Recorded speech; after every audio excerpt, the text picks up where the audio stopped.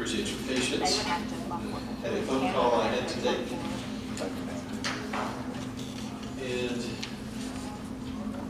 it's good to see you all. Nice warm day out there. It's nice and cool in here. This is the agenda work session of April 13th, 2017. We are attempting to set the agenda for the April 27th regular council meeting. And if we can have the roll call, please. Mayor Lambert, Here. Vice Mayor Stoll, Here. Councilmember Cagle, Here. Councilmember Hilton, here, Councilmember Williams, Here. excuse me, City Manager Miller, Here. City Attorney Litchfield. Here.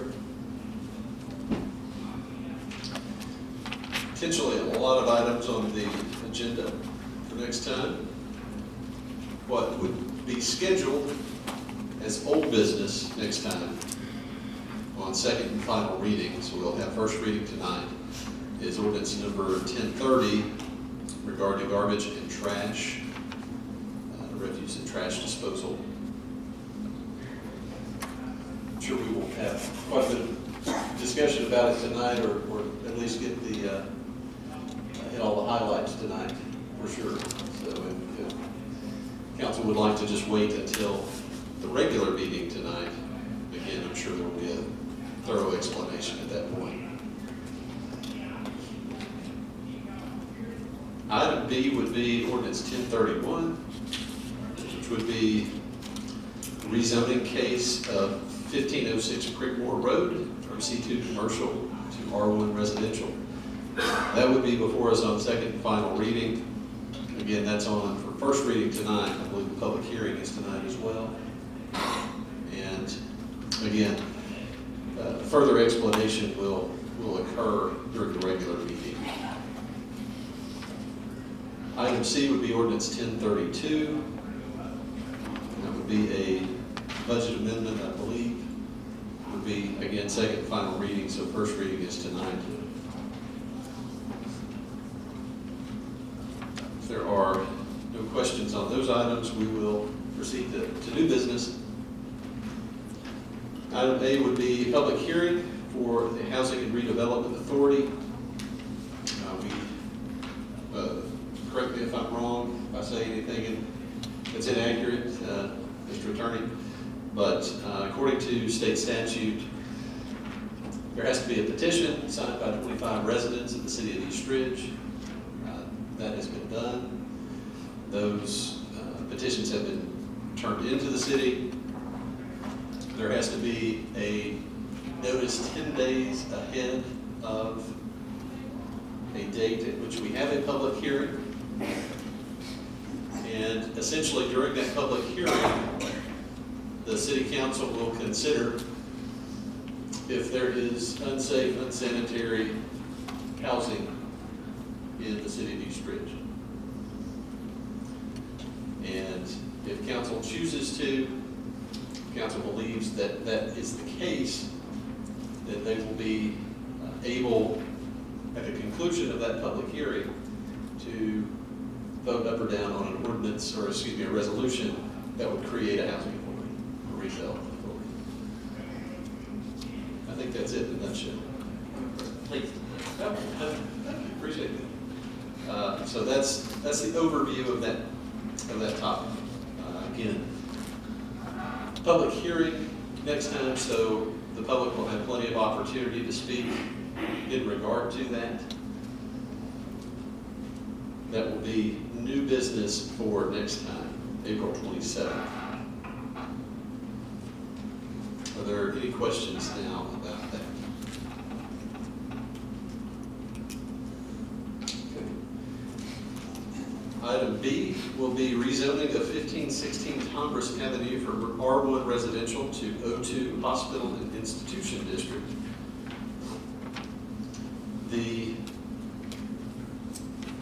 This particular rezoning case came before the Planning Commission on Monday. It was approved by the Planning Commission with the caveat that if the zoning is a little bit funny in regard to O2, the intended use for the property, right across the street, is a salon, barbershop, whatever you want to call it. It is a hairstylist business. And so the Planning Commission, apparently it only falls into O2. O1 does not quite cover that kind of use. So it has to be an O2, which is hospital and institution district. Planning Commission, because there was some concern from the neighbors or the neighboring property owners, Planning Commission recommended that this rezoning be approved. However, if it ever stops being used as a salon, that it come back to the Planning Commission. So basically, if the salon goes out in a year, That's a conditional zoning. and so, Doesn't if you would limit the uses to that. Right. Including all of the uses that are permitted to generally in that hotel. right. So that was the recommendation of the Planning Commission. Again, council doesn't necessarily have to do that. Council can make its own decision in regard to that, but there were 3 or 4 neighboring property owners who came and said that they were comfortable with it being a salon, but if it became something else, if it became a clinic of some kind or whatever else might be allowed under O2, they would not be comfortable with that. So, Suntan bed shop. I'm sorry. Suntan bed shop. Is that part of the salon? It's not actually. For this particular usage, I don't believe it will be. They had, the prospective owners of the property were there. Now, I don't believe that was part of the usage, but we can certainly get clarification on that when this body considers that rezoning. I have another question with that. Sure. Is the house on one lot and that empty lot next to it one lot? Are we zoning both or just one house? It is one parcel. Both. Just one parcel? It's one parcel. No, it's one parcel. Because it looks like. I know it does, but it's one has a Like white, the sewer line runs down to It is one parcel, and the rezoning would apply to the entire parcel.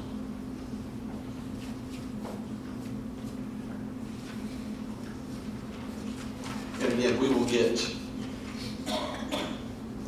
essentially a report from Chief Building Official as far as what was talked about at the Planning Commission, what the Planning Commission then discussed and decided upon to send it to council.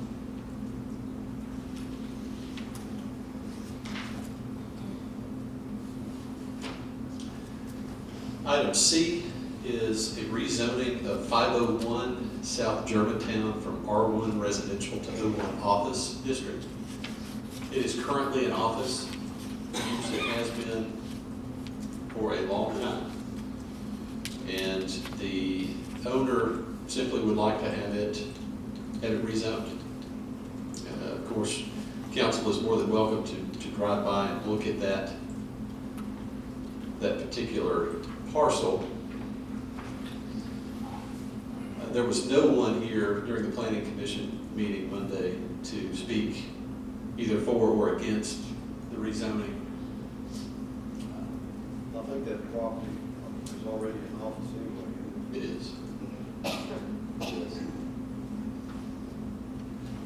And again, I'm sure the coach department will provide a report in regard to this prior to that next meeting.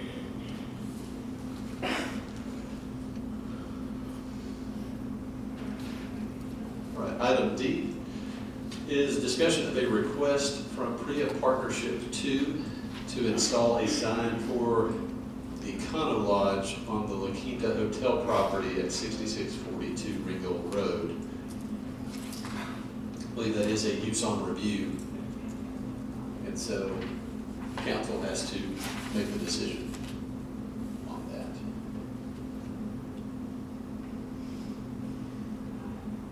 And what used to be the Crown Inn behind the rear of the La Quinta property is, I don't know if you've been by there and seen it lately, they have all manner of dumpsters and trucks and everything else out there. They're pretty well stripping the building down.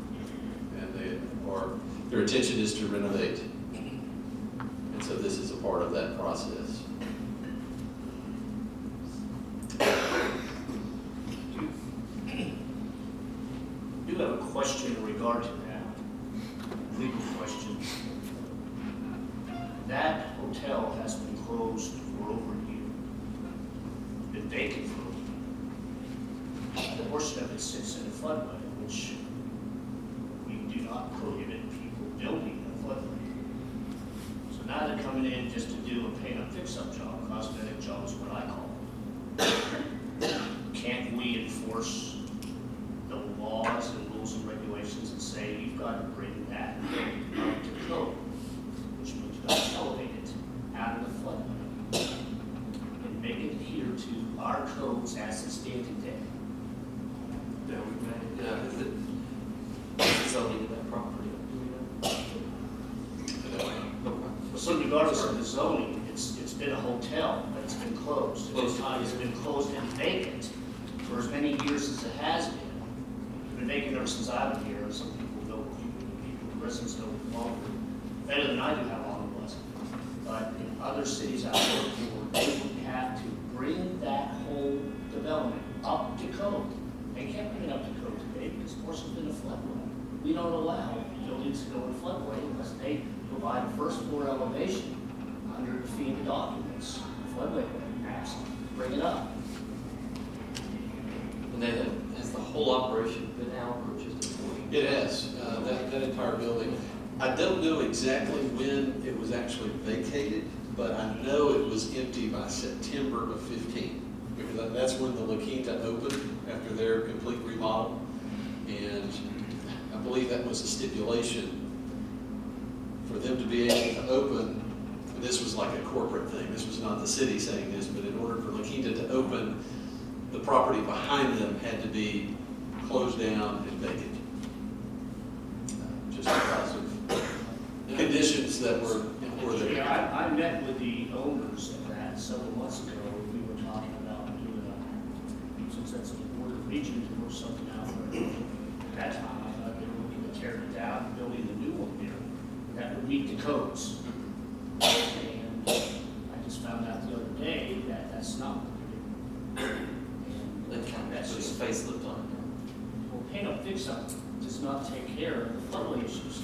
That's living space. And the concern I have is some of the other states I've lived in management, that if the city does not enforce the floodway maps, then FEMA has the right to come in and start downgrading your floodway designations. Okay? And I don't want that to happen here because everybody who's out there in floodway that has flood insurance ends up having to pay more. That's the implications. We turn, FEMA's heartless on this. They sit there and say, to see that we issued a building permit and occupancy permit for something that should have been brought up to code. They're gonna write it down and you stand the chance of having your designations, your what you call your ISO ratings increased. Instead of pull their permits. I don't know. That's just, it. it's Katie's on here. No, Let's talk. I don't know. Like, Yeah, I'm not aware of any, Okay. any was aware of any flood out on. I just think that we have an opportunity. We have a hotel down there that's had some problems in the past. Just because you change the color, it doesn't mean that it's going to be upgraded. Painting it, fixing it up, moving the carpet, still the same building. Well, let's talk, we'll get. It doesn't meet code. Right. And the flood map's been changed down there. Not that I'm aware of, not in that area. I was thinking that we're on the Camp Jordan saying. There was a portion of the Kim Jordan side that I was. don't know if they extended over there or not. See, that I don't, I'd have to talk to Kenny on that to find out. I think he goes on vacation tomorrow.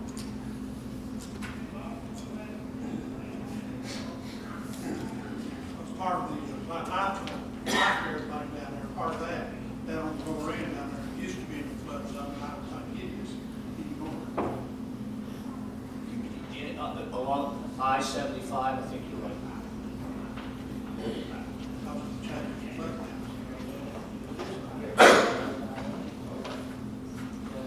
now. So obviously, we're going to dig a little deeper into that property and the, Of course, we can't make them bring us some flood elevation. That's part of the building code. That's part of the permit process. It shouldn't be part of the permit process. Make them bring us a building on the flood elevation from the first floor.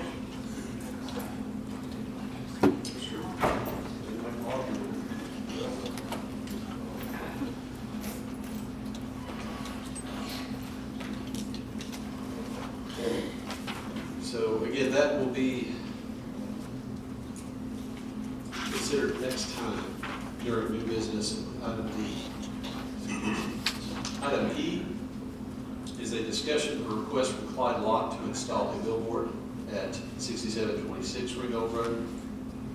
Item F is a discussion of a request from Estes Outdoor Services to erect a single pole digital billboard at 5705 Ringgold Road. Those are both use on review, so again, council will have to decide whether to do that or not. I can tell you now, I voted against the last use on review that we had for billboard, and the chances are very strong that I will vote against these as well. I think we've got enough. It's just my little opinion. But those are coming to this council next time.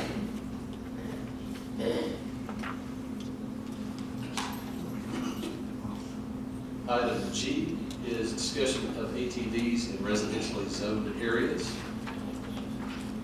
Yeah, that's what I've added on the study session. My office has received complaints from residents in an area of the town about a 2-acre residentially zoned lot that's been converted into ATV track. And property owners and their friends are out there on weekends with these ATVs. The noise, dust, they gotta live through all that. ATV and motorized dirt bike courses, as well as riding ATVs and motorized dirt bikes on residential properties, are not compatible uses in residentially zoned districts, residential neighborhoods. Don't get me wrong, I've had my ATVs in the past, my dirt bikes, I don't allow them around in my backyard, or in residentially zoned backyards. So, I know that several cities in the past that I'm aware of have ordinances in place that prohibit this type of activity on the tracks in residential zones riding. And I guess I'm bringing the subject to you tonight to see whether or not the council wants to push this forward, draft up an ordinance prohibiting this, or right now, our codes are not specific enough to cite an individual riding dirt bike or ATVs in a residential area on the property or on a neighbor's property. So I'm kind of looking for some direction from the council on this issue. How about the noise law, don't we have a noise ordinance? The noise ordinance is not comprehensive enough to basically say ATVs or dirt bikes. It calls for, it signals out, music, it signals out, construction equipment, things along that line, but it's not specific when it comes to this. That'd be very easy to amend the noise ordinance to add these two in there, but it's not specific enough to write a citation.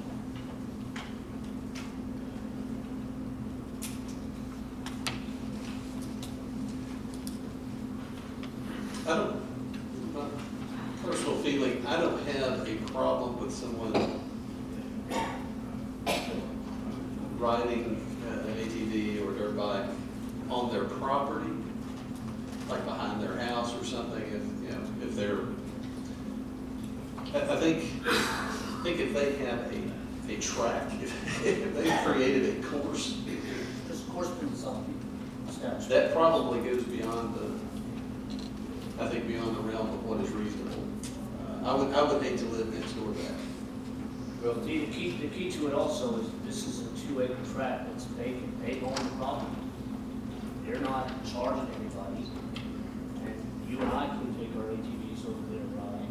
I think that's just, it's theirs. It's theirs and their family and any invited friends. I was understanding they raise light poles, but they can ride at night. That's right here too. Wow. Been talking to them as the other day. They were supposed to build 3 homes. I think they came up, It was originally 3, one now. There's no house on there now, and I don't believe they're proposing to build a house. Talking to Kenny, there's no drawings or permit pulled to put a house on there. There was a permit pulled for one. It was originally Oh, really? subdivided, 3 lots, Okay. and add that way. It was never subdivided, Okay. and have one permit for one home.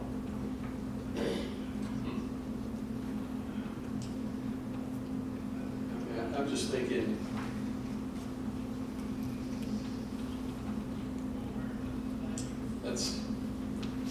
that's out there to me. I mean, you could, I guess if I wanted to start a batting cages or something, I could erect lights and have a hitting facility and just invite all of my family and friends over to hit baseballs into the wee hours of the night.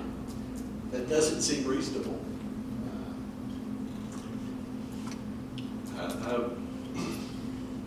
I would be fine to consider doing something to restrict that usage in residential area. I haven't seen the property, that's without having actually seen the property or witnessed what's going on there, but I mean, I think, again, that goes beyond what is reasonable. I mean, council, I can look at it. I had to live with that in South Carolina, had a guy that his 12-year-old son got in a race car and drove down the backyard all the way.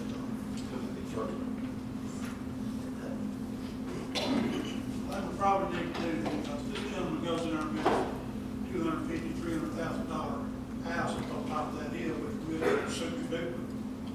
And then we're gonna tell him his kids can go out there in the backyard and run TVs. We need to amend our thing to where we can control the time limit that they are out there riding their ATVs. Or we can amend the ordinance, the noise ordinance to include specifically is however, you can only do it, you gotta put it in the same category as the other heavy equipment and noise going on during the night. So if you get up in the morning, right now, you can start riding at 7 o'clock in the morning and ride till dusk. Yeah, well, we've got instructions that are pretty stringent. We've got it where they take the work on site, we have certain times, we have shut down at certain time. And so we can do the same thing there. What kind of provisions is in the noise ordinance for Boyd Speedway? I know they have to be shut down at a certain time. Is that a restriction that this city has put in place, or is that Catoosa County? There's 2 separate court orders from Catoosa County, and unfortunately, they say different times. I understand one says apparently 11 o'clock, another says 11:30, I believe. And I get complaints about Boyd Speedway all the time. All the time. I mean, I live down there, it doesn't bother me, I guess I'm separated enough, I can hear it, but turn the TV up or something, I don't hear it as loudly. But there are some folks who are really bothered by it. And unfortunately, only a sliver of their property is actually in East Ridge, and I don't believe any of the track is. No. I think it's just part of the Parts of So we're, Parklands. So we're very limited in what we could do there. Well, I was just asking about the noise enforcement, if that was in a noise ordinance covering that. It That could probably be is to enhanced. some degree, however, we have them. No, I'm not asking about Wood Speedway, I'm asking as an Yeah. example of tying it into this. My understanding, the city had years past, it's been several years ago, but they had some kind of tool for measuring the decibel level or whatever. There's sound meters out there that you can utilize, you gotta get certified on it, but you can utilize it. I wonder if they own this property, you know? I think it's more to go on it now. I think it's only about 10 years. The property where the little, no, I think Brian's asking about the ATV course ATV. has been created. I think it's an area, I think, they get there. I mean, this is a family House.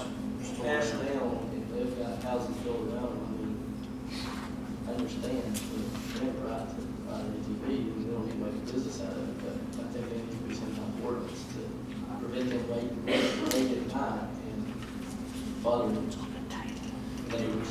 I think we certainly can consider a range of possibilities. That- I do think there has to be a sensitivity from the owner, the property owner, that, you know, there's a pretty good chance that neighbors don't want to hear ATVs roaring at midnight. You know? We'll talk with the gentleman that's one that's complaining, Kenny sat in his backyard for dust, he said it going all day long, on weekends, Saturdays, Sundays, nonstop, he said dust flying everywhere. And he said it's right there at his house. It's my understanding that this is they call this one. We can draw it. But I'm at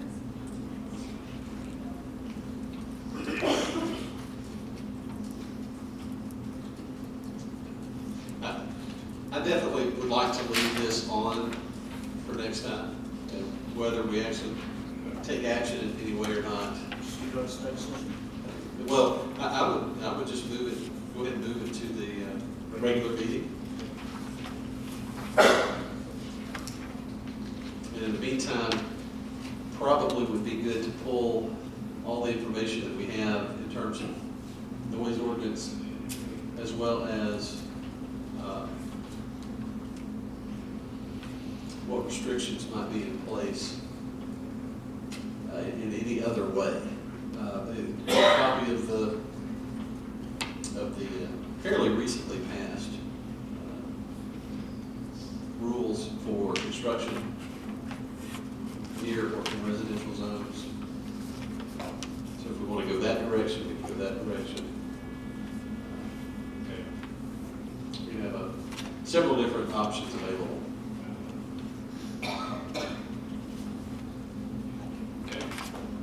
Probably need to address the lights too, that it's stopped up there. Sometime tonight. It's hard to say, because if the lights do not hold onto other, I mean, I have a light on my house that's on at nighttime all the time for that. I don't need it. It's there. There's one about, I know. celebrate, I know, something like that. As long as you don't have it on you. Well, I think maybe it would be worth looking at to keep them from pushing the boundary of having something that would create pollution on someone else's property. Maybe That, the light pollution problem there, you can start opening up something in the commercial districts, next to residential districts. Well, but, I mean, I think, you know, if we allow, again, someone to erect, as Mr. Gager mentioned, 7 or 8 lights, big light poles out there, and it does spill over into someone's backyard,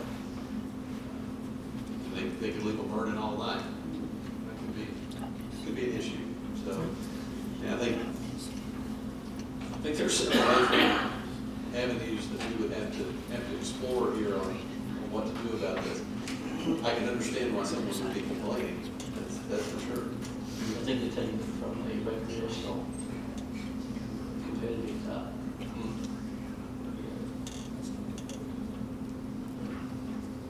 No, it is It's a hobby, I mean, you know. But it's a hobby. It's Just just that long, people and showing up people- and, yeah, family members having fun. All right. That's why he's doing it there, so in his own backyard, I guess. And you know, that's an interesting point. You know, there are some vacant lots scattered around town. What if people just started buying them? Hey, here's a place that it's not close to my house, it's not gonna bother my family or my real neighbors. I'll just go build a little ATV course out here in the middle of this neighborhood. And Better yet, buy the kid a go-kart and let him ride over there. He had that in a couple cities I worked in. I think, I got one off over there. yeah, well, I mean, that's kind of the problem if we allow this to take place on this property. It can take place on 20, 30, who knows how many properties around town. Maybe different usage. Things that would be equally as disturbing, but not exactly the same as running ATVs. Interesting issue that I really didn't expect to get into tonight. That was, I've not received any complaints on this one particular issue. You have, All right, well, I guess not. All right, item H, discussion of the police and fire agreements with the city of Ridgeside. okay, we entered into a interlocal agreement back in June of 2009 with the city of Ridgeside to provide police and fire services in that city for varying cost. Right now, per the agreement, they pay the city $65,887 a year for police services, $29,954 a year for fire services. You've got a copy of the agreements. They're both the same, so you just kind of zero in on the second page of the police department. Intergovernmental agreement, specifically on section 4, which basically tells you how those figures of 65,000 and 29,000 were calculated. So what we call the base year. They took the police and fire departments in fiscal year 2008, 2009, departmental budgets, divided by East Ridge's population, and that figure was the cost per each citizen. They applied that cost per each citizen to each side's population to show what they would owe for both police and fire. However, under section 5, says that the city reserves the right to impose a surcharge for any renewals, and its contract comes up, is renewed every July 1st. We have got to give them notice before June 1st, if we do. But excessive calls defined as increasing calls of 20% or more based on the calls between fiscal year 2007 and 2008. It's a very weak base year computation based on calls, not necessarily what the city budget. Because since 2008, 2009, cities, police and fire budgets have gone up maybe 3 or 4% a year. Can't reflect that. It's based on calls. And what I've done is I've showed you what the calls have been for 14, 15, and 16. If you notice in both of these instances, the number of calls for police, the number of calls for fire decreased in those 2 years. For 2016, police responded to 136 calls, fire 19. We're getting paid for that $97,000 a year. So if I understand this, we have this is, I see no basis upon which the city can increase that amount to charge Woodside based on this.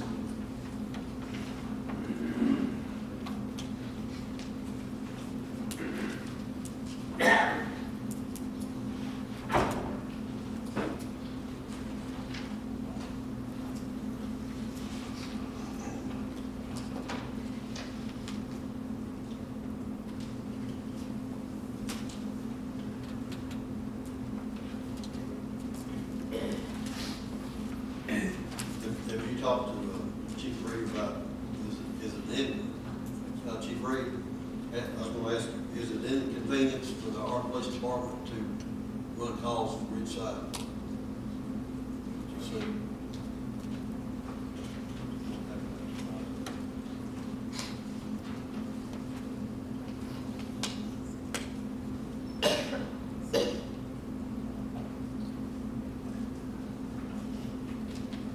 are you pleased with the amount that we're charging?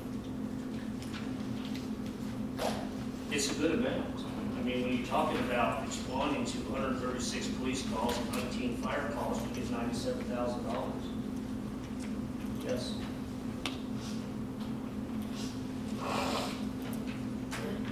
You answered any inspection calls over there? We answered one.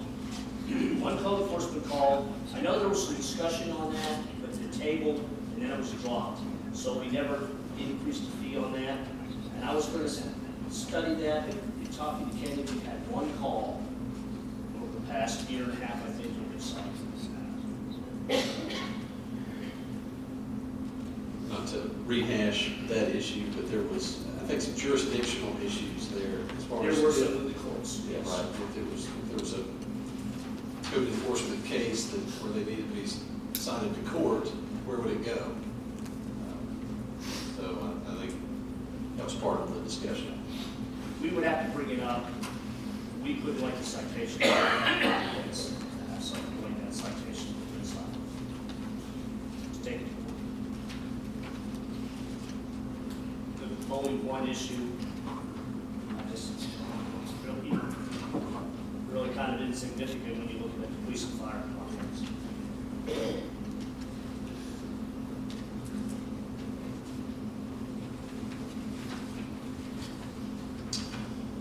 Okay.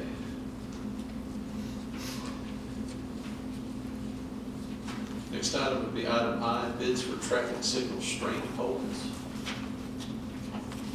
Can we go back to this? Yes, sir. Since this contract is real late, according to Mr. Miller, always the fire department's budgets do go up every year. Ours went up something, like the gentleman just said, 3% about every year. At least, So, I see about rewriting the contract where it has to do with the cost of us. Where,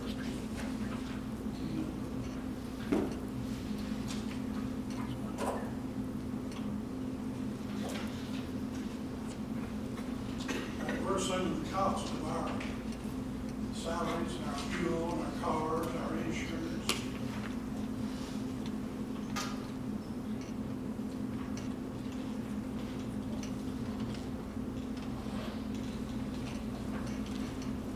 the only downside I could possibly see on that, you know this area better than I do.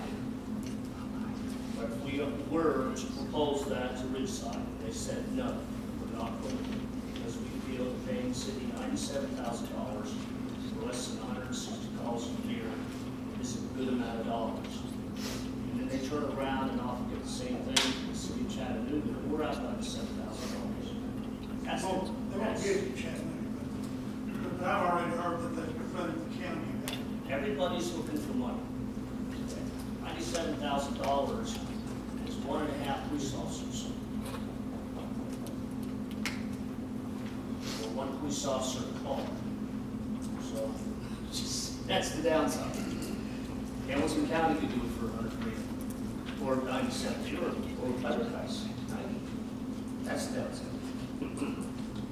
Had no ordinance, but they got a fire hydrant every 3 blocks. I don't know. All right. Any other questions?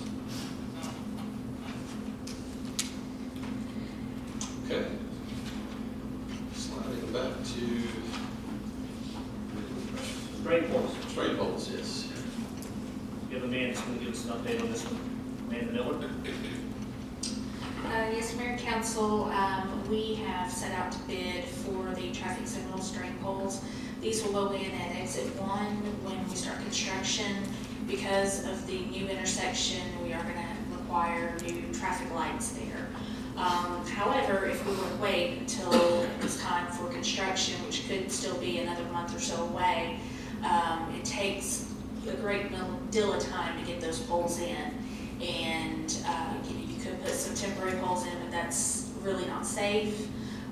It would be better for the city to go ahead and bid those out now prior to getting the notice to proceed for construction.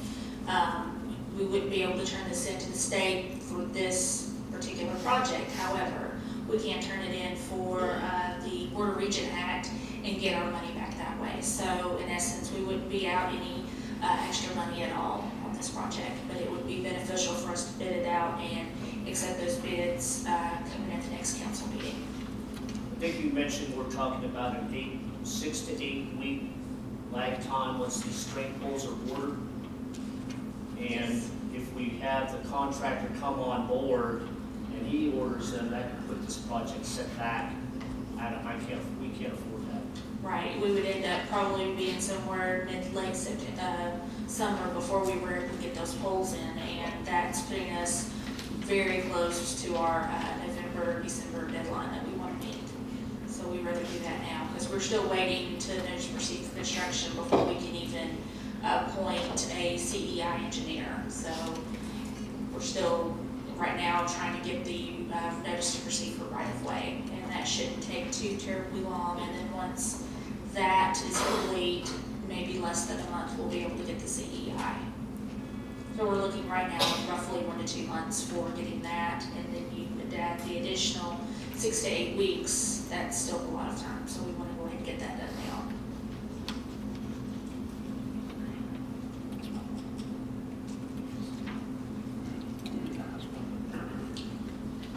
Okay, any questions?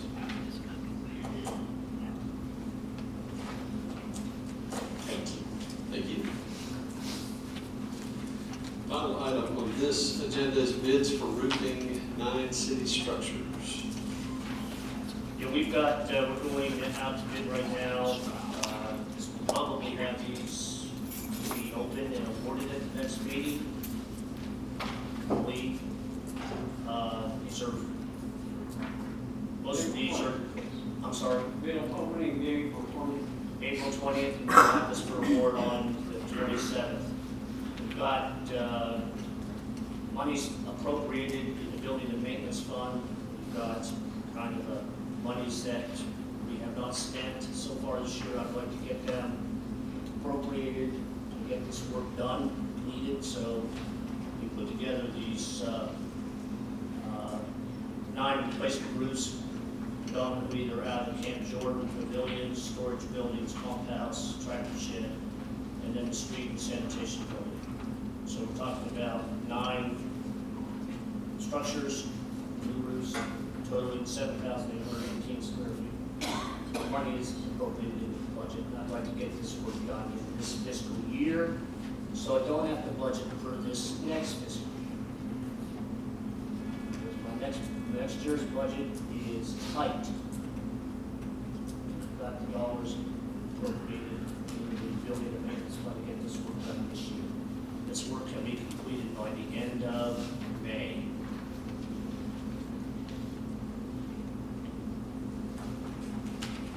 Either one of these buildings here, bathroom on top of the hill. Nope, that one's being done now. You've done that. Yep, because we had the insurance money came in on that one the other day, so yeah, that was being done now.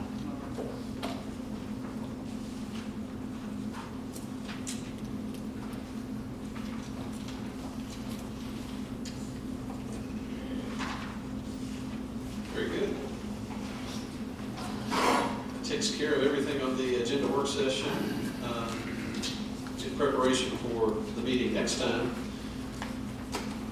We're going to now move into a regular meeting, Peachtree City Council.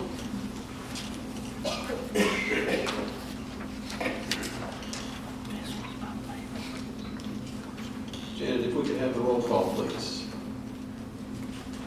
Oh, I'm sorry. Yes. I jumped the gun, I apologize. Mr. Benny, it's your turn, sir. It's good to have you here as always. If everyone would please stand for invocation, pledge. Just want to say it's good to be able to be here. I've been spending more time in the hospital out there for a while. I thought I was in jail. Every time I raised up off my bed, the beeper would go off. So I figured a new way to operate one. I watched how they set the beeper, undone the beeper. So my wife said, "Did they tell you you come home?" I said, "The beeper ain't working."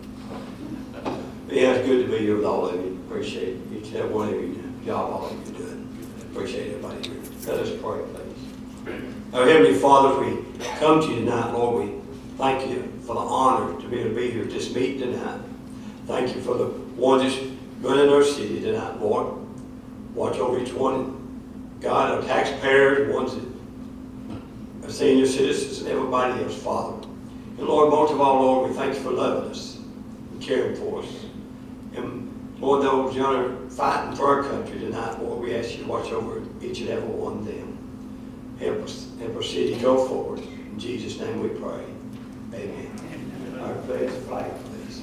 I pledge allegiance to the flag of the United States of America and to the republic for which it stands, one nation, under God, indivisible, with liberty and justice for all. Thank you.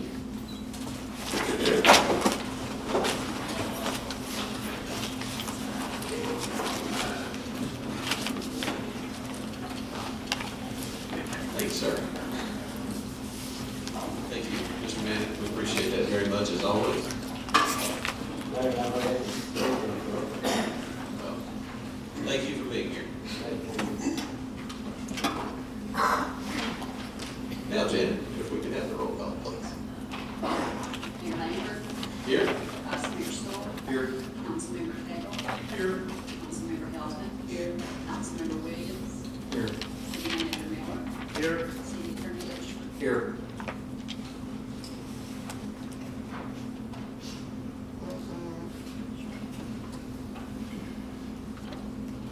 Thank you all for being here tonight. Before we go any further, I would like to mention that there are two additions to the agenda for tonight. Not sure if these were reflected on, it's not on the agenda that is in our notebooks. It's items J and K.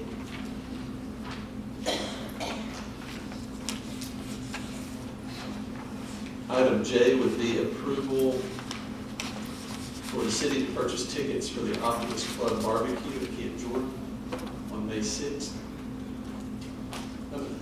This is for the regular meeting tonight. Okay. Yes. Just want to make sure. Yes, Okay, sir. so that's item J. Item K, discuss take action upon Vaughn and Melton providing preliminary engineering and design plans for the relocation of the streetlights at Exit 1.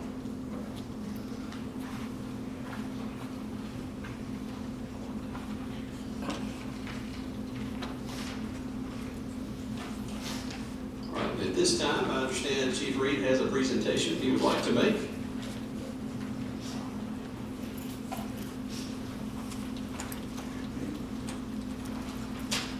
Mayor, council, good evening, citizens.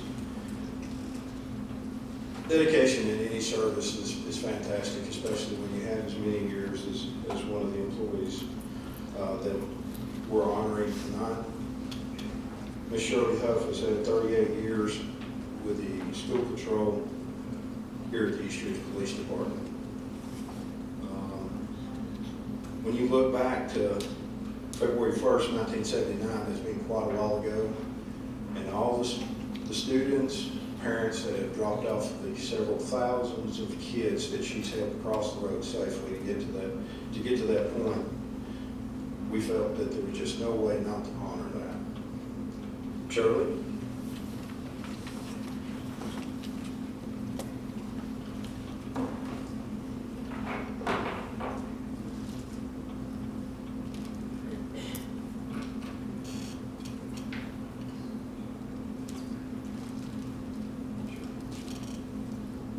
38 years of service.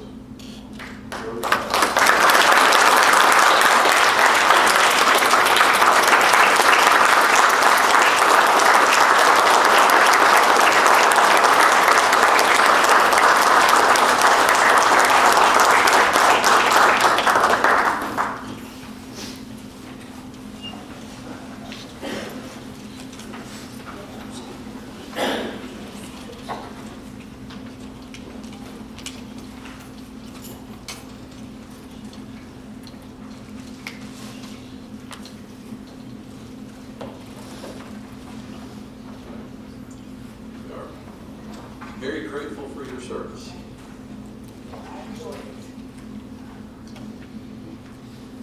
You've made a difference in a lot of lives.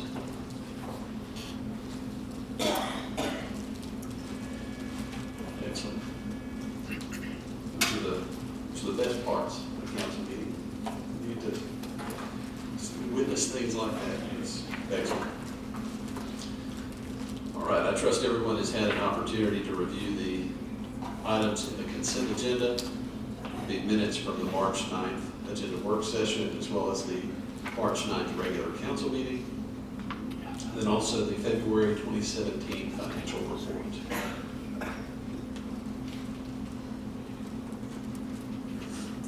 Do we have a motion in regard to these items?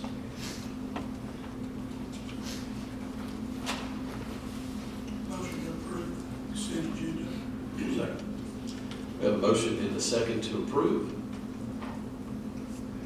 We can have the roll call, please. Vice Mayor Sewell. Yes. Councilmember Cagle. Yes. Councilmember Elton. Yes. Councilmember Williams. Yes. Mayor Lambert. Yes. Right, at this time, we will entertain communication from citizens. We have a list here, and so we'll go down the list. If you didn't have an opportunity to sign this list, so we ran out of slots for people to sign, you will still have an opportunity once we run through these folks. If you weren't able to sign, you will still have an opportunity. This is a chance for residents and business owners to address the council with a comment, question, or concern. As I start reading the names, if you'll come to one of the microphones here at the front, state your name and address for the record. You'll have 5 minutes. And the first person that we have is Laura Mathis, 2100 McBrien Road. Yes, my name is Laura Mathis from 2100 McBrien Road. And I just would like to run through a few things. I won't take up 5 minutes. I just wanted to make sure we're still working on the CARTA solution Yes, ma'am. for Yes. disabled. It's my understanding CARTA is working through the various suggestions that were made and the priority lists that were created based on what individuals attending the meeting wanted to see. So as soon as they provide a summary of that information to us, we'll move forward. In a lot of meetings, we've talked about the facade grant for making East Ridge look nicer and to have a better appeal. And everything is always exit one. So I just want to give all council members a copy of what the residents on the other end have to look at. Are we going to beautify it? Is it possible that we could take some money?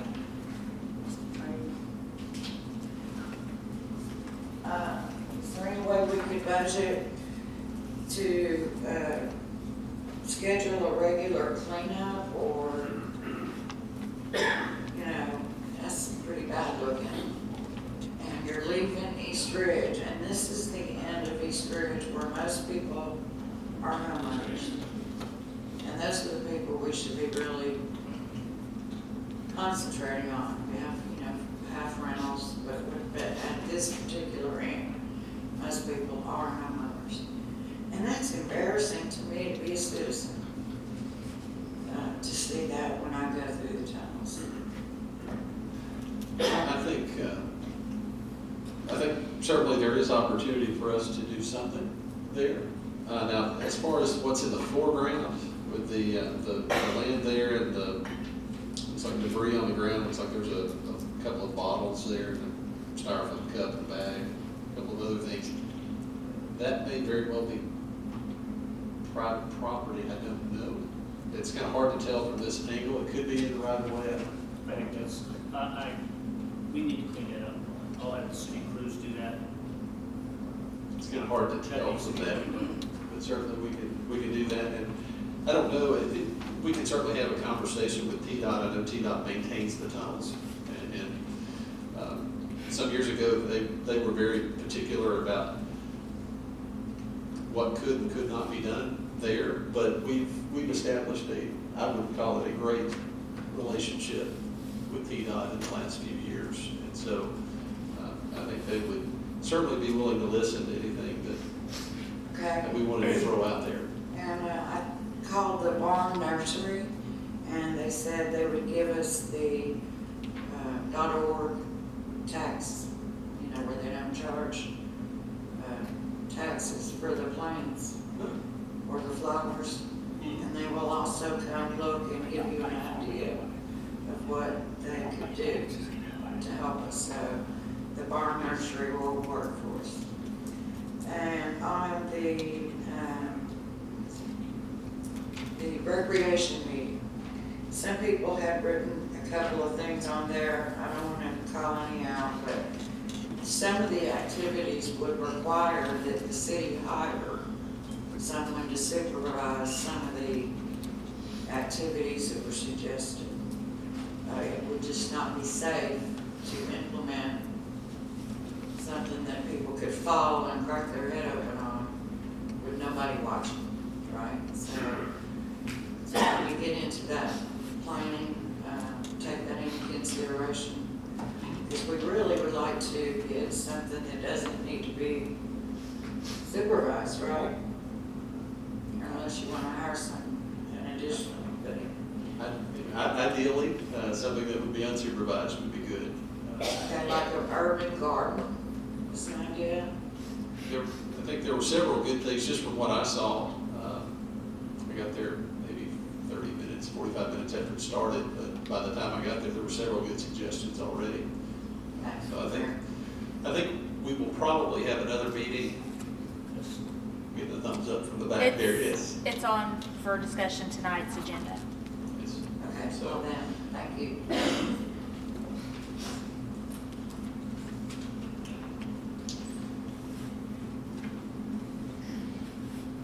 Next person is, I think it's Christopher Sanders, 2008 Oak Avenue. Hello, council members, my name is Christopher Sanders, and I am from 2008 Myrtle Avenue. I really don't even know where to start, but this is something that's been bothering the neighbors. Many of us are here tonight about what's going on in Myrtle. I don't know if you guys have heard. Still finally routed traffic around Myrtle where the kids can no longer go up Myrtle and come down Myrtle during, while the crossing guard is there. However, we are being besieged with speeders on this road, and it has gotten out of hand. This day before yesterday, the two males came out of the school parking lot, and by the time they hit Midway and Myrtle Avenue, they were at least 70 miles an hour. When the people of Myrtle Avenue need some help. I've witnessed these kids come down the road. I have a 94, she's 96 now, but at the time she was 94, Miss Swafford. She was going across the road with her walker, and those kids didn't even have enough courtesy to allow her to go around, to get off the road before they were trying to inch around her just like this where the mirror was almost butting her. It's getting ridiculous. Each one of my neighbors has a different concern, but we all are of the same agreement that something needs to be done because it is a racetrack up and out through there. And And my understanding is it has been going on for 30 years. Some of the neighbors that have been there for longer than I, and I've been there for 7 years myself, have said that they've addressed this council in the past, and pretty much there was nothing they could do. We're gonna ask for something to be done, speed humps if possible, because it is, somebody's going to get killed. I've seen those cars come down through there with children in the road, walking from the school to the other neighborhoods, and they've had to jump off the road because the other kids thought it was funny to make them jump off the road. We need help, and we need something done on Myrtle Avenue to stop this traffic from being what it is. Some of my neighbors have some suggestions, and many of them will be following me, but I've witnessed a lot of bad things happening on this road, and we need help. Thank you. Yes, sir. Thank you.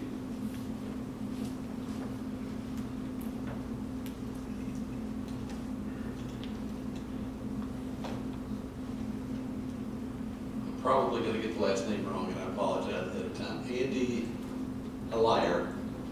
Alier? There's no liars in this court, sir. Last name is Alier, A-L-I-E-R. Yes, Just sir. like Cavalier, you put a C-A-D in There front you of go. it, you have Cavalier. You take the cap off, you got my last name. My name is Andrew Alier, 2011 Myrtle Avenue. Yes, sir. Just like Chris before me, I have witnessed vehicles come down Myrtle. There are approximately eight houses on the left side of the street. I live on the right side of the street going up to Bennett from Greenbrier. And I'm the fourth or fifth house on the right-hand side. From Miss Kathy's, the baker's house, 4 seconds to go 5 houses, 6 houses. That is excessive. Now, being the grandson of a former police officer, my recommendation to the police department is put a cop out there, start issuing warning tickets. After the second one, go talk to the parents because it's the parents' responsibility. These kids at 17, 18 years of age, they don't know what they're doing. I was a kid, and stop means stop, doesn't mean squeal tires on pavement. And it's excessive, and we need to do something about it. So if somebody gets killed, like this lovely lady that spent all these years walking these kids across the street, when one of them gets run over, maybe the council might do something about it.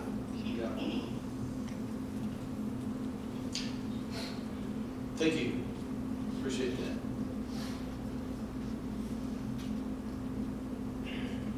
that. Next person is Donna Stapp, 2015 Myrtle Avenue.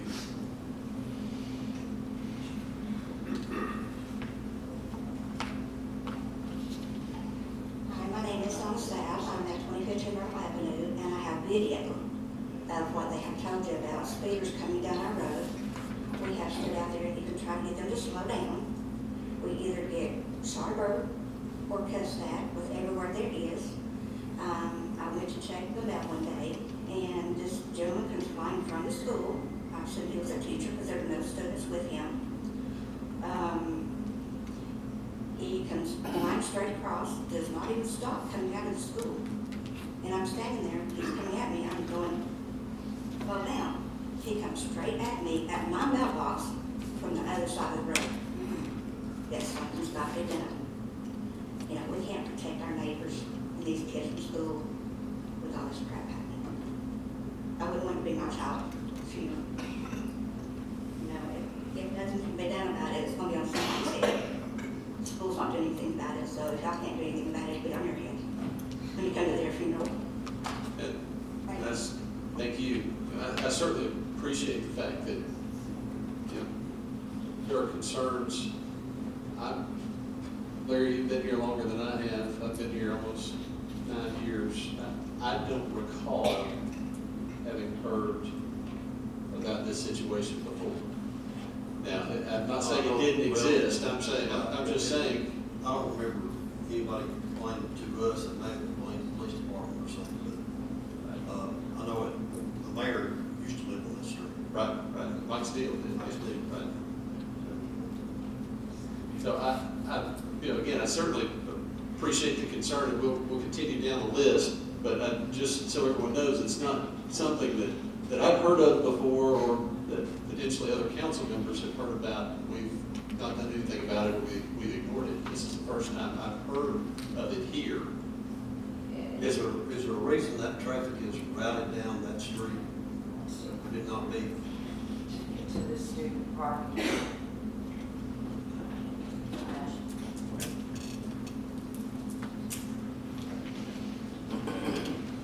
I know it's a zoo down there anyway, I mean, If there's any routing going on, it's the drivers of the car that are routing themselves. I knew about a little bit of this, just a few weeks ago from Mike Ailey from well, the I know traffic y'all done shop. something. Well, what Mike Ailey has done, those signs that are on that street were put up around 2008, 2009 to try to circumvent Myrtle being straight across into the parking lot. Of course, when I graduated from there, that wasn't even an entrance, that was grass. Until they built the new gym, that's where that road actually came across at. But since that time, working with the traffic shop, we've had him to refresh the signs to show that you have to turn rather than go straight. My day shift supervisor is here. I know that some of his cars have been hitting that off and on different hours during the day that they work from 6 a.m. to 6 p.m. So they've already been hitting on that area with radar or trying to make some stops. But it's not a problem that we're unaware of. We're working on it. And believe it or not, the school reached out to me 2 days ago. And I'm trying to work something, they have not a new principal, but they have a new administrator there that's called the Dean of Students or something of that nature. I don't remember her name. But I'm working with her, the lieutenant's going to start working with her. I sent him an email this morning to reach out to her. She's trying to do something a little different for the high school about getting people in. So there's been other alternatives mentioned, such as the back gate, why it's been closed, and if that was a possibility to utilize that some to try to take pressure off the front area. So there is some options right now, but we've just scratched the surface. I wouldn't call 30 minutes worth of a meeting settling something, but it's definitely a step in the right direction. So is this something that is just happening at the time that school is released? Or is it an ongoing thing throughout the evening? It's almost all about the whole afternoon and night too. It's 7 o'clock in the morning to 1:30. I'd say it's probably any event that's held. Held at the school? Yeah. So, before and after the crossing guard has left. Yeah, when crossing guards get on, that's when they get up there and they race. Take the freeway. I've seen them side by side right in front of my mailbox, almost taken out. That road's barely 16 feet wide. There should be 2 cars on the road.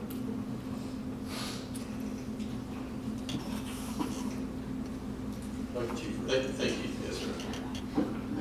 Okay, next person is Johnny Stapp, 2015 Myrtle Avenue.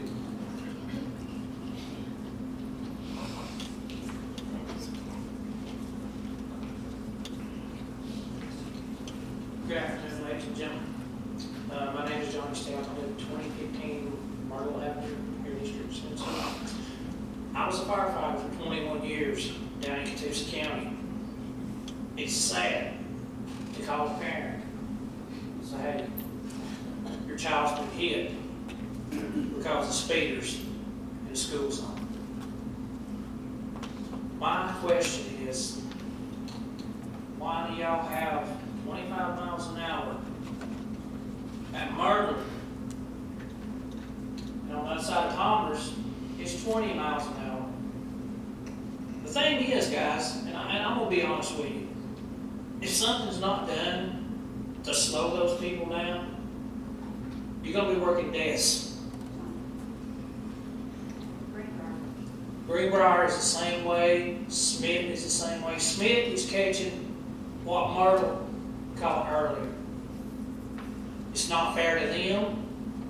It's not fair to us. You know, I understand, you know, wanting to get to school earlier, wanting to leave faster. I understand that. You know, I was once a teenager myself. But I joined the fire department when I was 17 years old. And I've seen the desk. I've worked the desk. It's sad when one of the officers has to make a call to the parent saying your child's been hit, they're being taken to Erlanger, or life force has to come in, God forbid. But it's not what you want on your hands. It's sad.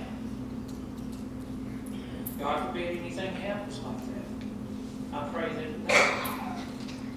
But, I mean, it's all night long. Just like my wife said. She was going to the mailbox to check the mailbox.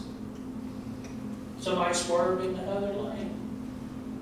Watch y'all come to the other lane. There's no markers through there. It's just, you know.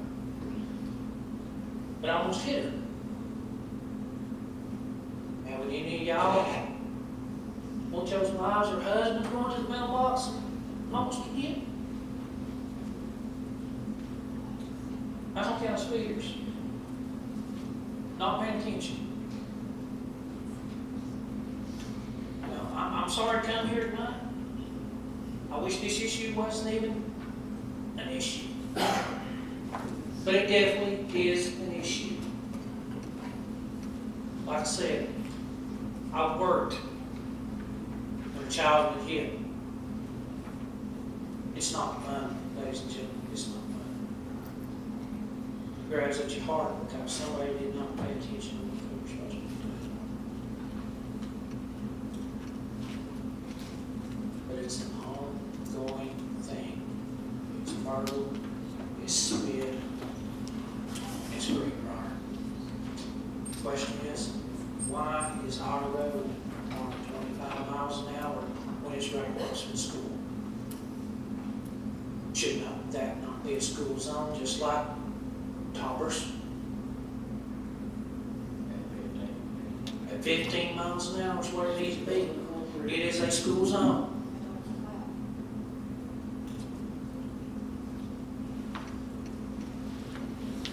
I'm sorry.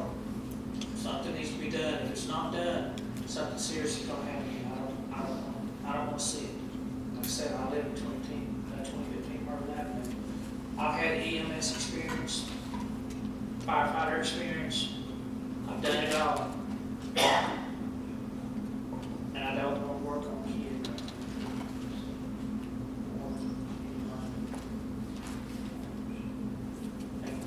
Thank you.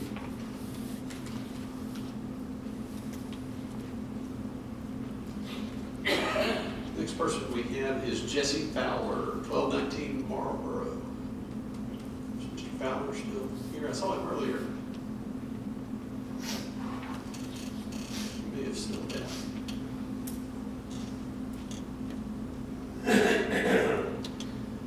We'll come back to him if he comes back in.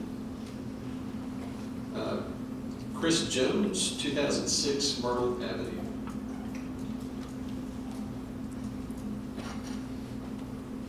Thank you, Mayor Lambert, members of the council.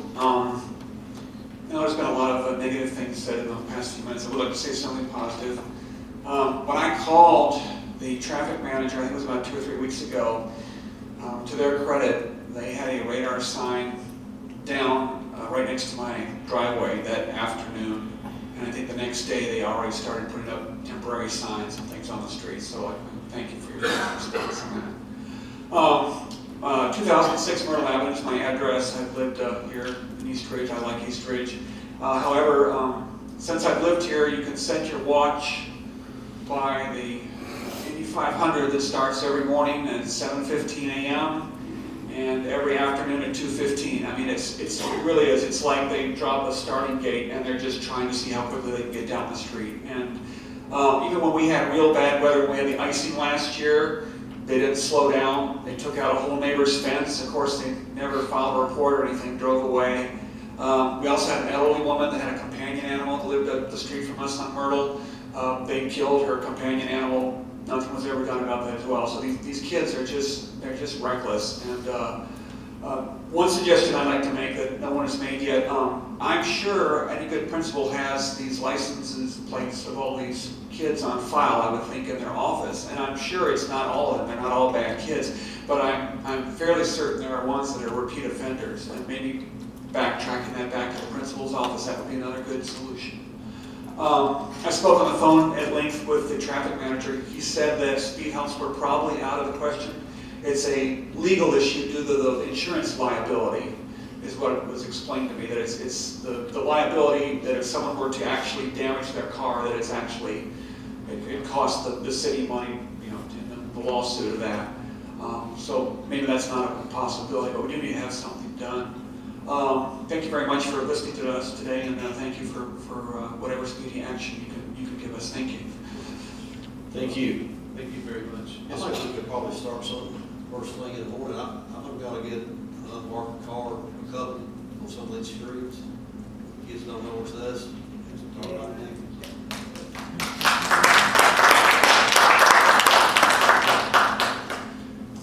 I do know, I remember, yes, sir. I would like to add that several of us on Myrtle have also told the police force they're more than welcome to back in our driveways to get these people, because if they see them, they're not going to get caught, they're not going to know who they are. I feel certain if some of these tickets were handed out on Ring Road, Schmidt, and Myrtle, that a lot of this would stop. Because when the parents and the insurance go up, then they're either going to grab a kid, take the car away, or start making them have to pay it. And the outcome is better, you know, it's like having home plate from Little League all the way to pro baseball, 17.5 inches. There's a what I'm looking for, a standard that needs to be followed, and it's not being followed. The school, historically, from what I've been told, said that they have no responsibility for what a child does when they leave school. But I think differently. I think a teacher had a huge influence on what students do, and when they're speeding down the road, that's a negative thing. But it's parents as well. Right. Not just students, it's parents. It's not about the traffic. It's about the speed. Like I said in the beginning, not about the traffic, but the speed. I do know, we had some folks from East Ridge Avenue come, what, 6 or 7 years ago, probably. And they were having some issues similar to people using East Ridge Avenue as kind of cut through from Tomras to Ringgold Road, and so they were having some excessive speeding issues there. I believe we reduced the speed limit there. I think it requires signatures on petition to do that, to bring it to council for council to decide at that point if we want to reduce the speed limit. That was the process that took place, at least back then. Now, I don't know if that's still the case today. We can certainly alter the speed limit if need be. It requires a traffic study and a couple of other things, but yeah, that's another thing that we can certainly look at.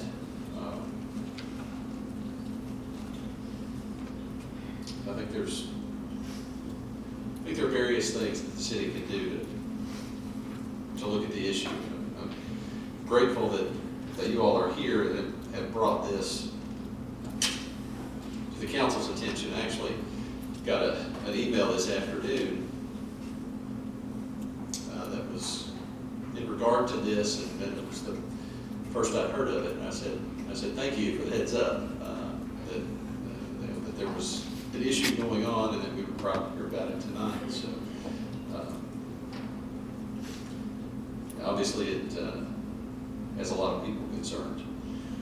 We do have at least one more, maybe two more, who I believe are probably going to speak in regard to this. Chris Holly, 2006 Myrtle Avenue.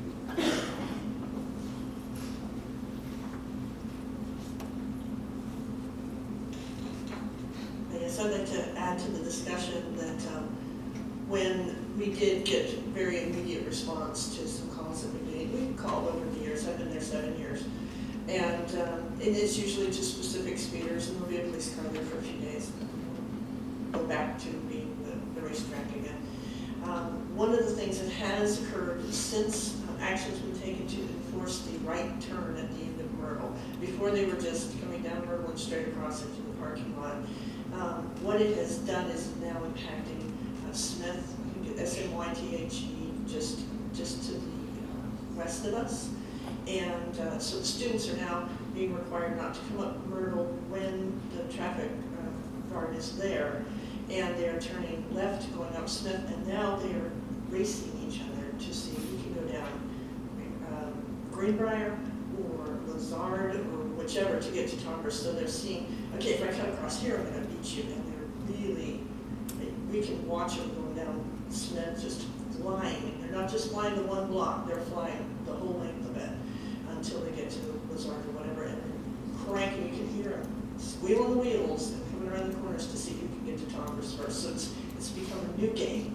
And you hear from Myrtle tonight, because we're close neighbors, we've talked, you're going to be hearing from Smith, I have no doubt in my mind, because it has just moved one street over to what we were having before when we were racing down Myrtle. And we still get it as soon as the crossing guards are gone. And they know it's a habit for them to go down that street, so we do get it all night long as well. But it's specifically the worst times were on the 70 and then at the 220 release.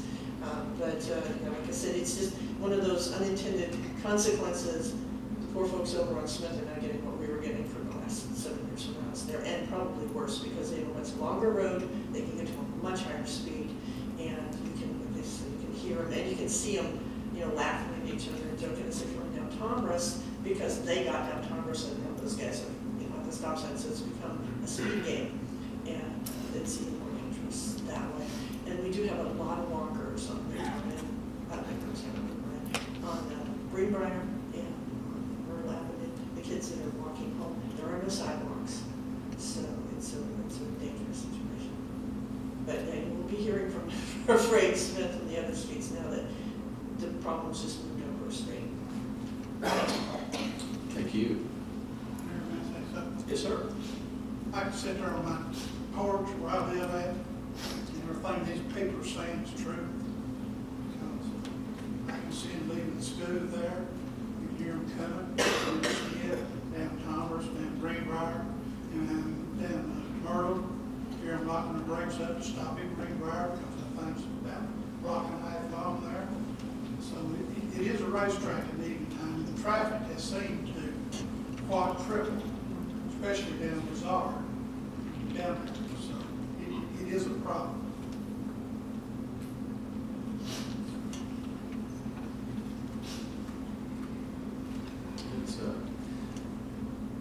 It's interesting as what has been described in the last couple of speakers. It's going to have to be a larger kind of neighborhood effort rather than just a street. Because they'll move to another street and do the same thing there. What I saw last year is closer to graduation gets, closer to the seniors start getting out, the speed gets worse. We sort of identify some of these individuals by traffic stops and stuff. Can we work with the school to get their driving privileges revoked from being able to bring a vehicle to the school? It's not just the students. It's not just the students. It's Parents, and teachers. I'm sure. Well, kids, kids too. So. Or if we could set up an arrangement where if anyone coming out of the school, parent, teacher, whatever, if they get a ticket and from the city of East Ridge, that we have an arrangement with the school that either the kid loses their parking permit, meaning they cannot drive to school anymore, or a punishment for the teacher. Of all things, goodness, that should be the example. If there's a teacher doing that, Yeah. That's not exactly a good example to the students, that's for sure. But we can make an example to the students, that's for sure. You like to see video on it? At some point, yes, sir, and I'm sure we will. I'm glad to show you. The last one that we have signed up here is Melissa Speed, 4309 Bennett Road. Good evening, my name is Melissa Speed, I live at 4309 Bennett Road. That's at the corner of Bennett and Myrtle. And my driveway and mailbox are actually on Myrtle. And I know I'm being a dead horse at this point, but, I mean, it's gotta stop. Me and my husband, we have a dog. We go first thing in the morning, we take him out on a walk. We either have to get out there about 6:30 or we have to wait till about 8 o'clock when all the traffic goes down because we're gonna get hit. There's been plenty, I was walking down Greenbrier one time, a girl was on her phone, not even paying attention. I had to jump over on the side to somebody's grass.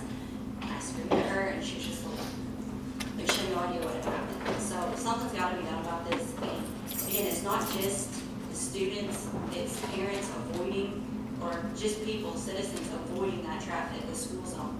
So I think, Lazard, Schmidt, all that should be a 15-mile-an-hour zone to cut that back. So that's all I have. Thank you for your time. Sector 15, 1135. Thank you very much. All right, do we have anyone else who did not have opportunity to sign in? Yes, ma'am.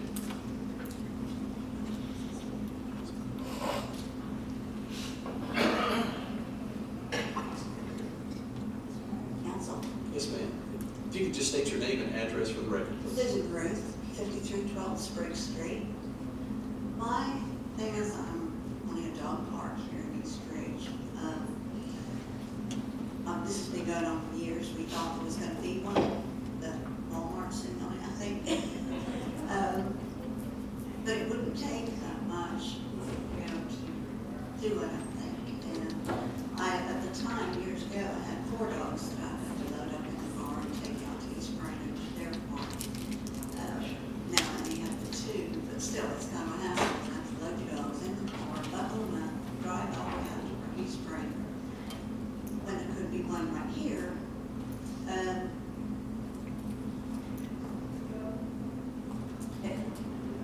Years ago, when I was over in East Springer, McCamey had a deal where they charged $25 a year per pack. And you had to prove they had their shot, rabies, and they were licensed, city license. Now it's free. But I always prefer the $25 a year pack because then you move the dogs from here. So if something could be done like that, where you can be reimbursed for taking care of the place, that would be great. I would love to be able to just walk out the door, go somewhere close for dog park. Absolutely. 100% agree.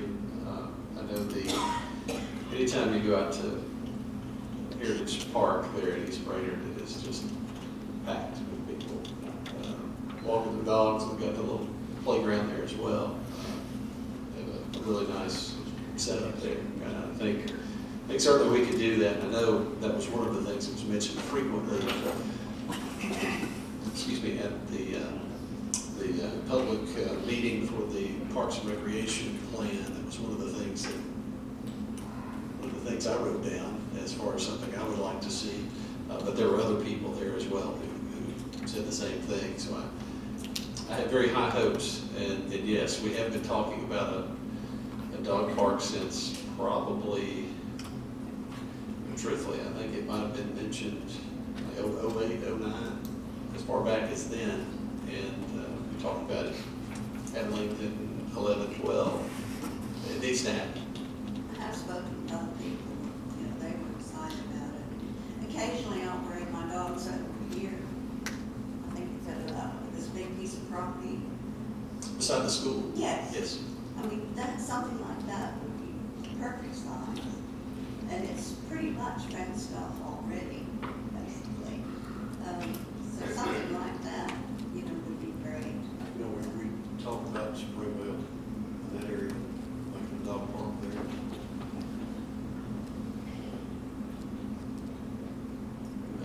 the center of the city. Personally, but like I said, everybody's tired of us talking about putting stuff down Camp Jordan, but it would be nice. I think there's some area down there we could even do one, because you have to walk the track, because that's what I even take my doctor, I came down there and walk in, around the track, they had a place you turn loose, but run on the road. But I think there's probably, you got area to build one you want, I mean, because we have some land in the city owned, you can't be used for anything else, build on or anything, so. Springville would be ideal. Can't build anything on it because it's floodplain. But it can be used to be Densities and killed, that's a problem. ramps and stuff in there.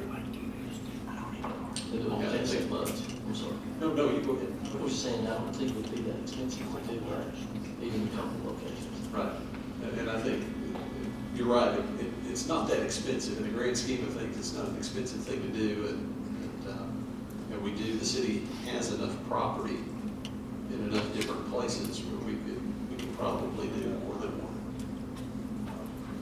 But yeah, I think Springfield Park is an ideal location for one, because of just what you said, Mr. Mellon. You have some parking spaces already there. Still. Go out from there. Might even get that in the budget this year. We get a lot of things in the budget, it's just a matter of you guys prioritizing. Thank you. Yes, ma'am. We have another. Okay. We will move on to communication from council members. Ms. Helen, do you have anything?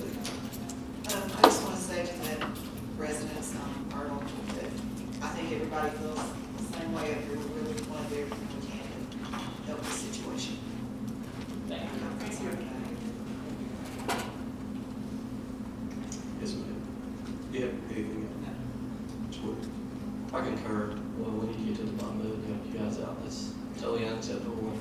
We'll do what we can to help. I'd also like to thank Ms. Huff for her 38 years of service. We definitely appreciate it. Thank you. I still be working, anybody can walk. I understand.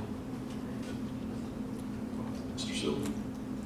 I just want to tell the rest of them that, we need to get down to the bottom of that, and there's not the only place that we have speeders. I drive up down Raleigh Road, I mean, we've got the same thing there, I don't know what school does, so I've seen what y'all are going through, and there's a lot of them live up there that drive down. There was an accident, when I got home today, there was an accident in front of my house. Yeah, I know, and I, and this is something we're going to have to look at, it costs money, we need more police officers. We need a traffic division, that's all they do, is work traffic, work streets like this, with unmarked vehicles. As a council, we're going to have to come up with the money somewhere to do this. I mean, it's for the citizens. It's just something we're going to have to look at. We're getting a lot of, y'all don't know what this come to us about. We put stop signs on one of the streets here that put about 10 stop signs on one street, was trying to slow them down there, because they were doing the same thing, they're coming out from Dodge and trying to go down Miss Red Line. So this is something we're going to look at, and we need to really look with what the growth we've got coming on. We'll have more and more traffic out here, more speeders. See what we do. Okay. I know what they're talking about, because I'm sitting there in the middle of it, so. But anyway, I'd like to thank Mr. Miller for taking care of the flag situation we had up here. Over there, for the Pioneer Playground, and put that right department on it. And I'd like to thank the council and everybody, and whoever was involved in cutting the trees down in front of the Pioneer. I was about Sure does to, look good. I was about to ask you that. Yeah, I've seen it, yeah. Yeah, it does look good. It certainly opens things up there. Absolutely. I don't think there's any doubt that this council takes your concerns very seriously in that area. We appreciate you coming forward to let us know about it. And I think the last lady there, Ms. Speed, said that it shouldn't beat a dead horse, but it's good to know that there are that many people concerned about it, willing to stand up and say, hey, look, we need something done. It's good to see that. So we appreciate you being here, and certainly we're going to do everything we can to find a solution there. Mayor, I got one other thing I would like to throw out too. I noticed going through the park, it looked like they're putting the final touches over lights, so maybe, when's it gonna legally turn on or stuff? Tonight. It should be turned on tonight. We got some special treatment from our state senators to be able to help us out with that, and you would not believe how quickly things happen. What happened on the light situation, but I would say I ran into you today and saw them putting them up. So Yeah. I didn't really bring And it they're gonna be, almost all of them will be on tonight, and Monday they'll finish the rest of them. And Mr. Miller signed the contract this afternoon, and it all happened in about 24 hours. We were looking to wait until July and August, but we're real proud, real proud. And that's going to also lower our pricing on our lights in the park because we're using LED lights.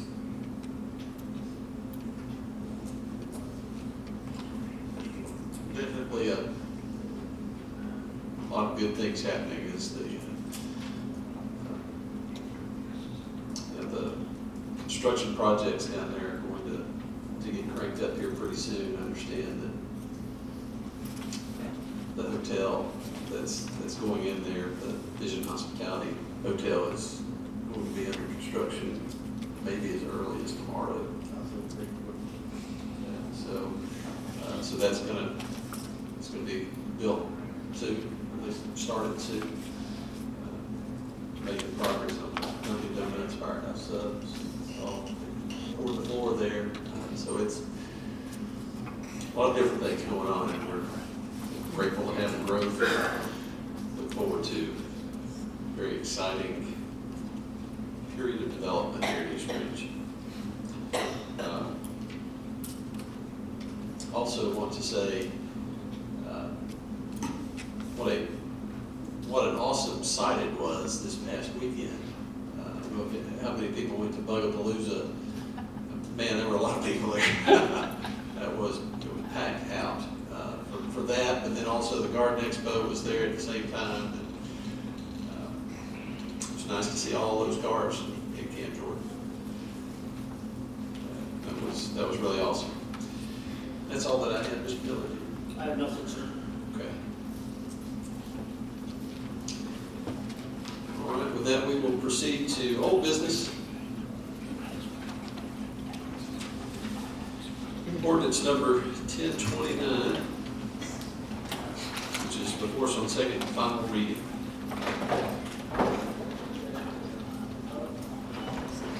An ordinance of the City Council of the City of East Ridge, Tennessee, to amend the East Ridge zoning ordinance number 481, codified in Title 14, Chapter 2 of the East Ridge Municipal Code, by inserting a new article X to the East Ridge zoning ordinance and adopting architectural design standards and guidelines within commercially zoned districts of the city.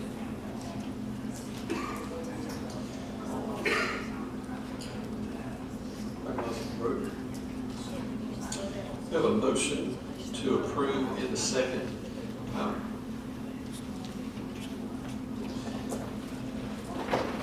Would like to propose a tiny amendment.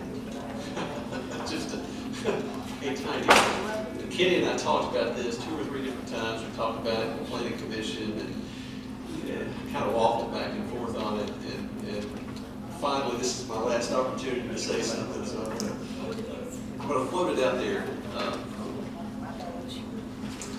Under the, make sure I can find it. Under awnings and canopies. Yes, sir. 107B, specifically, plastic, fabric, or other materials that have a gloss-like finish are prohibited. I've seen some awnings And I think a good example is the one at Food Lion, that shopping center. Those have a gloss-like finish. They look nice. So that's the one thing that gives me heartburn about the whole thing. And you know, it would be a simple thing, I think, to address.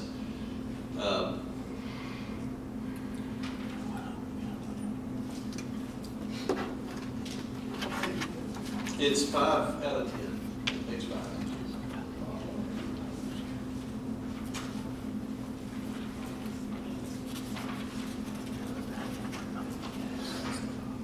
Are you looking to take that 107B out? I was actually going to ask for a little attorney guidance. What would you suggest? Well, you have an option for a variance. Good. You look at page 9 and 10, section E, there are abilities of the council to look at a variance. It's one of those, if you take this out, you may get some gloss-like finishes that you can't otherwise try to remove. If you keep this in, you've got the ability to regulate it by the variance, and the council can make that decision. You may be opening up a potential Pandora's box by removing this, and then wishing you had authority to prevent these. Somebody may bring this very council meeting up and say you took that out, for the very reason that they were going to be allowed. So, it got that variance. I'd like to have that exercise of authority to allow it, because once you pull it out, you're going to have a lot more trouble. Well, like the mayor said, that if somebody comes in, whatever, then we'll put something like that in, and it'll be code to come to us and say, you know, tell us people, well, you can't do this, but you can't get the variance. It goes to what's called kind of architectural review board, which is made up of the city building official, myself, and Mike. Yes. Us three, we would talk to that individual, or of course, if they want to, we would inform them that they have a right to get it back to the city council. It would be placed on a city commission meeting, just like tonight. They would come before you and address you and try to convince you to see it, to grant them a variance. That's one way that's how it worked. But I will say that the city attorney brings up a very good point. You don't want to dilute this. Let them follow the variance process, because if you did take this out, so help me, in 2 weeks or so, you'd have somebody come in and put something glossy up, it's plastic, it just looks like hell, excuse the language, and there's nothing you can do. We have no, if somebody comes in and says, this is what I like to put up, and we look at it and say, hey, I think that does look nice, it really does. You would make that final decision. Because as a board, we kind of give some guidance. Basically say, things go into it. Let's take it somewhere, show us something like that, and see if we like it. We had the same type of system here in the last city I worked, and we probably in the years that we had about a dozen plus variances come and went before the architecture board, and sometimes we look at it and say, we like it, I think the council should look at this in the affirmative. But you still have that process without diluting the legislation. Could you put something in that says per review instead of prohibited, so that if it falls under that article, then it's reviewed? Well, They're going to do the variance each time? Well, you're not going to get a lot of these that are determined as gloss-like finishes. So, it's inherent here, and later, like the city attorney said, the appeal process back on page 9 and 10, it goes B, then C, and then D. Understand. But if it does fall and it falls under 107B, then it just states per review, and it's an automatic review, and you don't have to go through an appeal process, it's an automatic thing. You say review, you're giving that authorization to the staff. Yes. You have that opportunity to do that. I can tell you, in some elected officials, some elected bodies I work for, they wanted to have the final say. But it's going to come to you anyway with a variance first. correct? Well, we can't grant variance. We can make a I understand, recommendation. you make the We recommendation. can make a recommendation, but if it's prohibited or not listed here, it has to go before city council. It can go to the review board. It will go to the review board. Now, you can stop it right there and let us make that determination, but I've never had the council that wanted to give that authority up. Can make a recommendation to say, we don't think it's a good idea, or we can basically say, we understand what the code says, but in this case, we feel that there's mitigating circumstances, or better yet, it looks good. Why not grant the variance? So you can go ahead and do that. Oh, just a thought. Yeah. Another way to handle it. Yeah, and I certainly understand the logic and the wisdom in leaving it alone.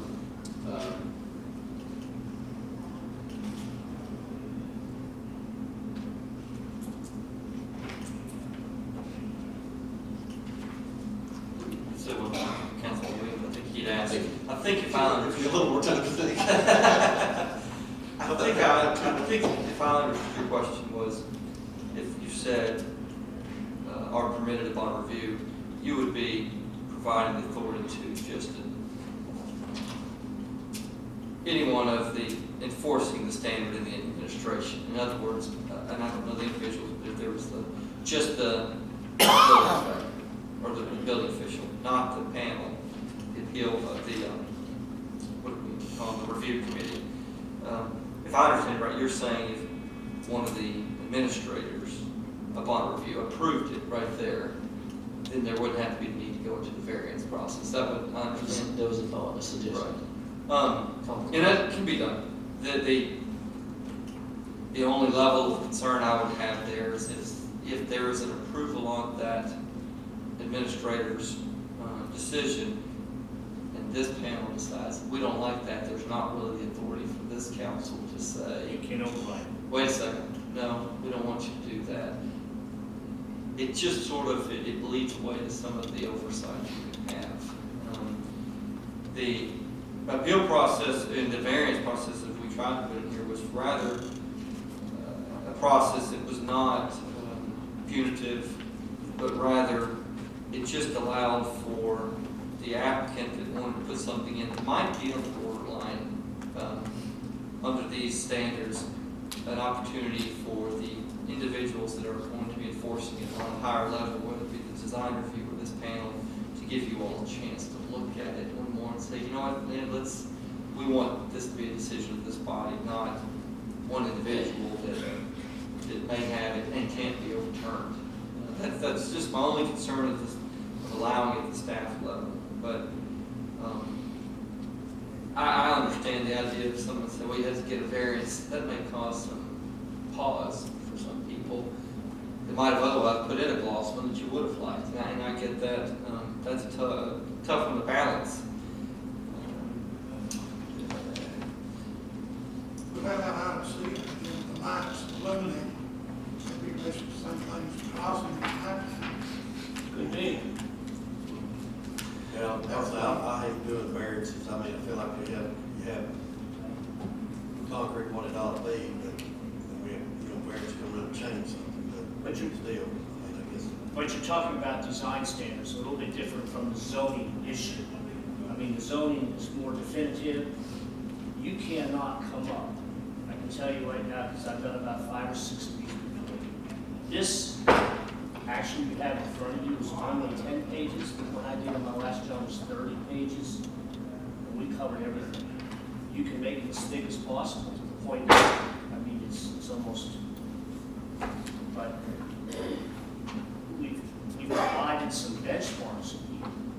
And the variance process is I don't see that, having gone through this numerous times, has to be, invasive to the applicant. I mean, at first talk to Kenny, Kenny's going to convene the design committee. We'll sit down with that individual. This council meets twice a month. We can sit there and tell a person, well, we like it, we can endorse it, but it still has to go to the council. You're not talking about any fees or applicant fees, where I have seen that in other cities. So, the person's not out. One city I worked for was a $3,300 application fee. Of course, when a person looks at that and says, I'm going to pay $300 to go through the process, I'll just walk away from it. We don't, we're here to work with them. You know, you guys have to, as the elected body, really want to have a say, final say, in what your community looks like.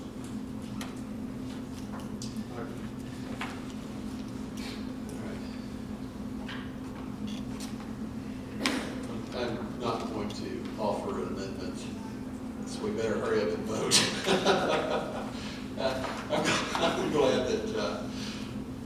I'm glad that we have the process in place, so that we wouldn't just completely disregard someone's desire to have a nice looking awning or canopy that technically wouldn't meet what's here. And this is an error I think I see on page 9, 10, looking at section 111, section B. This is just a typo, and this would be at the top of page 10, starting with appeals, section B. It says, any applicant agree by a decision of the architectural and design standard. I think what it should say is, any applicant agree by the architectural and design committee. Excuse me. No. You're right. The appeal, isn't this, the appeal first would be Kenny. Kenny Custer's got to make that determination. Then in B, we're saying any applicant agree by decision of the architectural design standard, which is Kenny. Whereas the legislature is an error, may appeal to the East Ridge City, oh, I'm sorry. Each city within 10 days of the design, you're right, I'm sorry. So that should be, the committee. yeah, so any applicant agreed by a decision of the design review committee? Yes. Yes. Excuse me. Yes, you're right. Correct. Design review committee, excuse me. We're on page 9.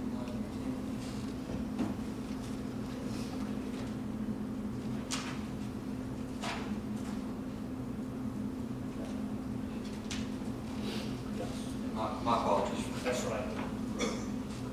Yeah, and just so there's no confusion, the way it works is there's an administrative representative, and I'm not sure who that is handling the initial review of a potential architectural design. That individual makes a decision in accordance with the guidelines and standards. If an applicant decides to take that to the review committee, he takes it to the review committee, they have the authority to make a decision. If the applicant feels aggrieved or is unsatisfied, he or she then has the option to take it within 10 days to this body for another review of that decision. So there's 3 levels of review that's going to be, to the extent that the applicant does not feel that they are satisfied with the decision of the lower decision makers. Any other questions, comments? We have a motion and a second. So Janet, we can have a roll call, please. Vice Mayor Stoll, Yes. Councilmember Cagle, Yes. Councilmember Hilton. Yes. Councilmember Williams, Yes. Mayor Lambert. Yes. Moving to new business, item A is discuss and/or take action on request Larry Clark with Tennessee River Rescue for the city to provide safety officers and collection/hauling equipment for the annual Tennessee River Rescue on October 7th. Second. We have a motion to approve and a second. We needed to do this on the. I've heard this for 12 years. Except I don't look anything like Larry. Zoom would have questions at all. It is basically the same thing. I understand I'm new, but how many officers and equipment are we talking, just out of curiosity? Normally what we have is one of our reserve officers, usually some of the volunteer firefighters in one of the rescue jeeps, and also Melvin Petty usually is there to operate our backhoe, to carry some of the larger items in our dumpsters. and that's usually about it. I do have some information from Larry. He's sorry he couldn't be here tonight, but he did want to let you all know from last year's collection. They had 43 volunteers, remove 15 tires, and one more shopping cart. We have been dealing with those shopping carts now, oh gosh, 10 years or longer, since I've been doing it. But a total of 2,000 pounds of trash was removed. And we also applied for a grant, and for the benefit of the two new council members, we will do, it's a clean water or a clean streams grant. Normally it's $1,000. Here lately, we've been getting around 500. 300 of that goes towards, we get volunteer t-shirts from the River Rescue Organization for our volunteers. City of East Ridge is named as one of the donors on the shirt, and they've got great designs every year. It's kind of one of those, you gotta get there early to get a good shirt. And we also use the rest of it to provide snacks for the volunteers, and anything left over we use towards our tipping fee, that, you know, what we pay in to take the trash that we get out of the streams. And also, if we get tires, which we've had in the past, we get those recycled at no charge. Normally there's a charge to recycle tires, but because of it being River Rescue, at that time, we can turn those in and be not be charged for them. So it's a great program. All of our staff look forward to working on it, that have worked on it in the past. Council's been out there many times. Danny will tell you a story about him cutting his hand and putting river mud in it. So, but anyways, we would appreciate you all approving that this year. Mike Williams, I talked to him earlier, Chief, said that they will support it with his guys. I know Chief Reed will as well. So just looking forward to this year, and it's going to be October the 7th is this year's River Rescue. Thank you for the information. Thank you for asking the question, because, yeah, I mean, it's good to hear all of that, to the extent the city's involved and all the rest. So, it's definitely good information, and it's a great volunteer effort. And we look forward to seeing both of you at this year's River Rescue. Yeah, I know she did, and Brian, we look forward to you having you there as well. Written down. Okay, we can have the roll call, please. Vice Mayor Stoll, Yes. Councilmember Cagle, Yes. Councilmember Elton, Yes. Councilmember Williams, Yes. Mayor Lambert. Yes. Thank you, Council. Thank you. We want to make a clarification on 8A. We talked about correcting the typo. We didn't really offer an amendment to correct the typo. So how ought we handle this? I apologize, I probably should have caught that. Councilman Cagle made the motion to approve, then we had discussion, and then I pulled up I wanted the amendment, which I think would modify, or somebody may want to ask, do we want to modify the motion to approve to incorporate the amendment of those, that change? And if that passes, then we would need a roll call as amended to Councilman Cagle's motion to approve. And I didn't bring that up, I should have at the time, I didn't think of it, but Should have. so, just for clarification, because as the motion, Councilman Cagle was as it was prepared. Or somebody can ask for amendment to it. They can Make a do that. motion. Or you can withdraw it and make a motion as approved. Make a motion Probably to just amend. one. Okay.